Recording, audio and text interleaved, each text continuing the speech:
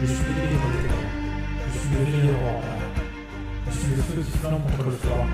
La lumière qui sera le bouclier protecteur de la révolution. Bonjour à tous dans cette nouvelle vidéo de Glace et de Feu. Dans ce deuxième épisode, nous allons parler de la suite de la carrière de George R.R. Martin et nous allons notamment aborder l'écriture de la saga du Trône de Fer, son évolution, les difficultés rencontrées, les nouvelles, etc. Il y aura au cours de la vidéo quelques légers spoilers pour ceux qui n'ont pas encore lu tous les livres sortis en français. Mais pour permettre à tous d'en profiter, ils seront annoncés par ceci. Spoilers! Vous pourrez donc, si vous le souhaitez, vous boucher les oreilles, ou plus simplement couper le son, jusqu'à la disparition du symbole. Nous vous rappelons que cette vidéo est une vidéo non fumeur et nous vous demandons de rester assis jusqu'à l'arrêt complet de l'appareil. Comme nous l'avons vu lors de la première vidéo, George Martin a commencé à écrire Le Trône de Fer en 1991. Il a débuté avec le chapitre de Bran, où celui-ci assiste à la découverte de la louve et de ses louveteaux en revenant d'une exécution. Cet embryon de roman restera au fond d'un tiroir le temps que Doorways, projet de série télé de Martin, ait droit à un pilote puis soit finalement annulé en 1993. Quand il reprend l'écriture du Trône de Fer après avoir quitté Hollywood, il peut alors s'affranchir des contraintes imposées au scénario de série télé. Il n'a plus de limite de budget limitant la taille de ses armées, de ses décors, le nombre de ses personnages. Il peut réellement inventer tout ce qu'il veut. Au niveau des personnages, il peut également leur donner des noms proches ou même identiques, et on a donc plusieurs rois Aegon, tout comme il y a eu plusieurs rois Édouard en Angleterre ou Louis en France. Aujourd'hui, il est amusant de voir avec la série de HBO que ces contraintes sont toujours d'actualité. Le budget évidemment, mais également les noms de personnages, avec Asha Greyjoy qui devient Yara, car Asha est trop proche de Osha, et également Robert Arryn qui devient Robin Arryn, car il y a déjà un Robert dans la saga. Un autre aspect du projet de Martin était de faire de la fantasy réaliste, où les personnages ne seraient pas invincibles et où le lecteur pourrait réellement s'inquiéter pour eux. Contrairement à des films comme Indiana Jones où même s'il y a une dizaine de nazis en face, on sait qu'il va toujours s'en sortir, dans Le Trône de Fer, tout le monde peut mourir. La saga ne s'est pas écrite en un jour et certaines hésitations que Martin a eues au début peuvent paraître surprenantes aujourd'hui. La plus remarquable est probablement celle révélée par les remerciements au début de A Storm of Swords. For Phyllis, who made me put the dragon's in. En effet, au tout début de l'écriture, George Martin savait déjà qu'il voulait faire une œuvre inspirée de la guerre des deux roses, mais avec de la fantaisie dedans. Il hésitait par contre sur la dose de fantaisie à y mettre, et notamment sur la présence ou non des dragons. Et c'est Phyllis Eisenstein, une de ses amies écrivaines avec qui il discutait, qui va le convaincre. Quand on voit la place prise par les dragons dans la saga, on ne peut qu'admettre que c'était le bon choix. George Martin a débuté sa saga en ayant en tête une trilogie. Il a assez vite déterminé les événements majeurs qui devaient la rythmer et s'est lancé dans l'écriture. Rapidement, il s'est rendu compte que sa saga allait être beaucoup plus longue que prévu. En effet, ce qu'il envisageait comme événement marquant pour la fin de son premier tome ne viendra au final que bien plus tard. Spoilers!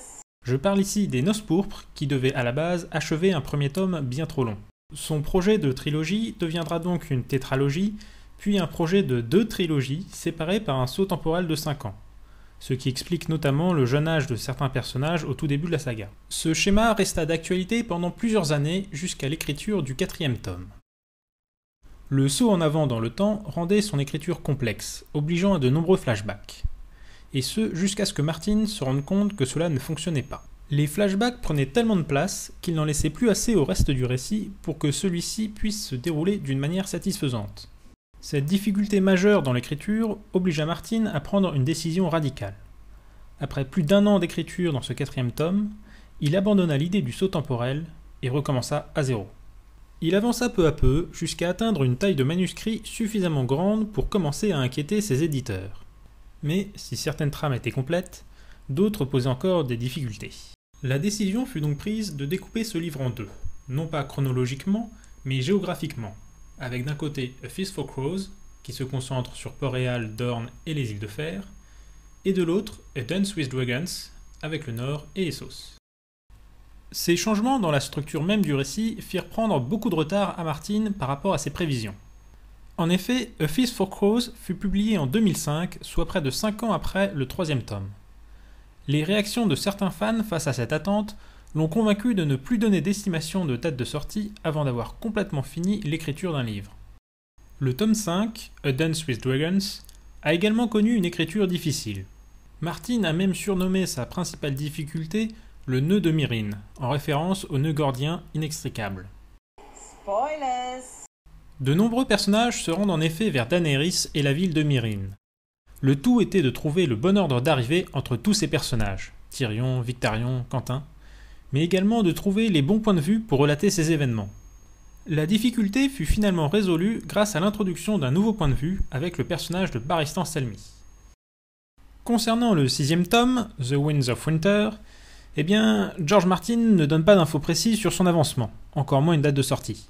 Tout ce que l'on sait pour le moment, c'est qu'il n'a pas encore rencontré de difficultés majeures comme pour les deux précédents. On peut donc espérer qu'il ne mette pas trop de temps maintenant, mais s'il ne donne pas d'estimation, ce n'est pas moi qui pourrais en faire. Et pour les plus impatients d'entre vous, n'oubliez pas que... George R. Martin is not your bitch, no matter how much you cry. En effet, certains fans se sont montrés tellement impatients et exigeants que cela virait au harcèlement de manière ridicule. Face à ça, l'écrivain Neil Gaiman a donc pris la défense de Martin avec cette phrase marquante sur son blog. Concernant sa méthode, George Martin utilise 2 images pour expliquer sa façon d'écrire. La première est celle d'un chemin. Il connaît la destination, les principales étapes, mais c'est l'écriture elle-même qui lui fait découvrir au fur et à mesure tous les virages et tous les croisements qui correspondent aux différentes péripéties de son récit. La deuxième comparaison qu'il utilise est celle du jardinier. Il plante ses graines, arrose, taille quand c'est nécessaire. Parfois, certains personnages poussent d'une manière inattendue, mais cela lui plaît et il conserve ses nouvelles branches. Son jardin évolue donc principalement vers ce qu'il avait imaginé en plantant ses graines, mais avec quelques variations. George Martin ne se contente pas d'écrire la saga du Trône de Fer. Il a en effet également écrit plusieurs nouvelles se déroulant dans le même univers, et d'autres sont dès à présent prévues. Ces nouvelles ont vu le jour grâce à Robert Silverberg et à son anthologie Légende, qui a rassemblé de grands noms de la fantasy comme Stephen King, Ursula Le Guin, Terry Pratchett et George R. Martin. Celui-ci n'a évidemment pas pu refuser la proposition de Robert Silverberg de participer à cette anthologie. Comme il ne pouvait rien révéler sur la fin du Trône de Fer ou sur le destin de ses principaux personnages, il s'est décidé sur l'idée d'une préquelle et écrivit Le Chevalier errant, une nouvelle concernant Duncan le Grand, un jeune chevalier, et l'œuf, son mystérieux écuyer.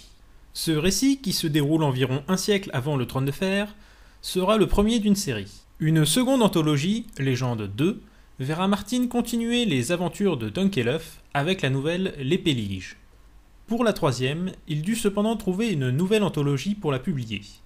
Il décida donc d'en faire une lui-même avec l'aide de Gardner Dozois. L'œuf de dragon, dont le titre original est The Mystery Knight, fut donc publié dans l'anthologie Warriors. Les aventures de Dunk et l'œuf ne sont pas encore terminées, et d'autres nouvelles devraient suivre. La quatrième devrait se dérouler dans le Nord.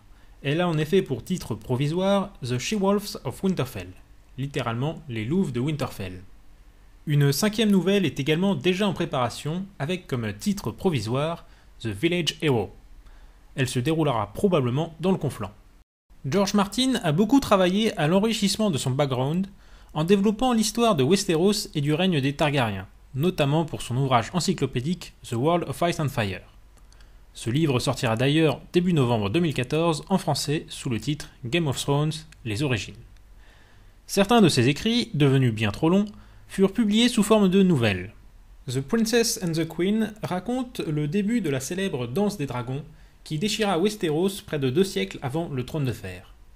Une deuxième nouvelle, The Rock Prince, prend place peu de temps avant celle-ci en se concentrant plus particulièrement sur Daemon Targaryen et sur les événements menant à la guerre civile targaryenne.